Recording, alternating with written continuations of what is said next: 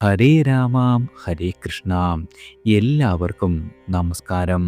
ഈ മാസത്തെ കുംഭഭരണി ഫെബ്രുവരി 23-നാണ് വരുന്നത്.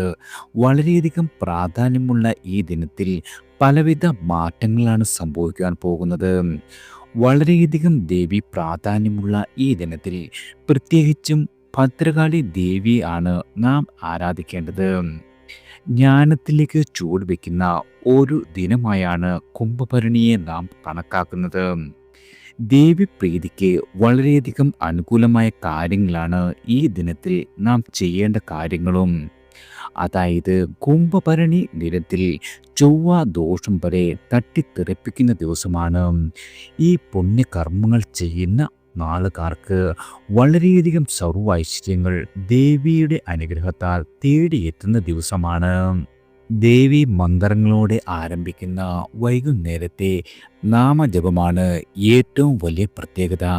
സർവ്വ ഐശ്വര്യങ്ങളും ഈ ദിനത്തിൽ നിങ്ങളെ തേടിയെത്തുന്നതിൽ യാതൊരു സംശയവും വേണ്ട.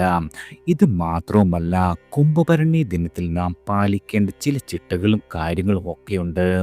കുംഭഭരണി ദിനത്തിൽ ദേവി പ്രീതി വരുന്നത് നിങ്ങളിൽ നിലനിൽക്കുന്ന ചൊവ്വ ദോഷത്തെ ഇല്ലാതാക്കുവാൻ സഹായിക്കും. ഇത് കൂടാതെ തന്നെ ദേവി പ്രീതി വരുന്നതിന് മുൻപായി ഒരിക്കൽ അനുഷ്ഠിക്കുന്നത് വളരെയധികം ഗുണകരമാണ്. ഇത് നിങ്ങളുടെ ജീവിതത്തിൽ പല വിധത്തിലുള്ള മാറ്റങ്ങൾ കൊണ്ടുവരുവാൻ സഹായിക്കും. കൂടാതെ തന്നെ ഏത് പ്രതിസന്ധി ഘട്ടങ്ങളെയും പ്രതിരോധിക്കുന്നതിനും ദേവി നിങ്ങളെ അനുഗ്രഹിക്കും. ഭക്തനെ അമ്മയുടെ കരുതൽ എന്ന പോലെ തന്നെ ദേവി നിങ്ങളെ സംരക്ഷിക്കും എന്നതാണ് നമ്മുടെ വിശ്വാസം. അതിരാവിലെ എഴുന്നേറ്റ് കുളിച്ച് വിളക്ക് കൊളുത്തി ദേവി പ്രീതി വരുത്തുന്നതിന് ശ്രദ്ധിക്കണം. ഇത് കൂടാതെ ദേവി ക്ഷേത്ര ദർശനം നടത്തുകയും ലളിത സഹസ്രനാമം, ദേവി മാഹാത്മ്യം എന്നിവ ജപിക്കുന്നതിന് വളരെയധികം ഗുണകരമാണ്. ഇത് നിങ്ങളുടെ ജീവിതത്തിൽ വളരെയധികം ഉയർച്ചയ്ക്കും സന്തോഷത്തിനും ഐശ്വര്യത്തിനും കാരണമാകുന്ന കാര്യങ്ങളാണ്. അതുപോലെ തന്നെ നിങ്ങളുടെ വരും തലമുറയിലേക്കും ഐശ്വര്യപൂർണമായ ജീവിതം സമ്മാനിക്കും.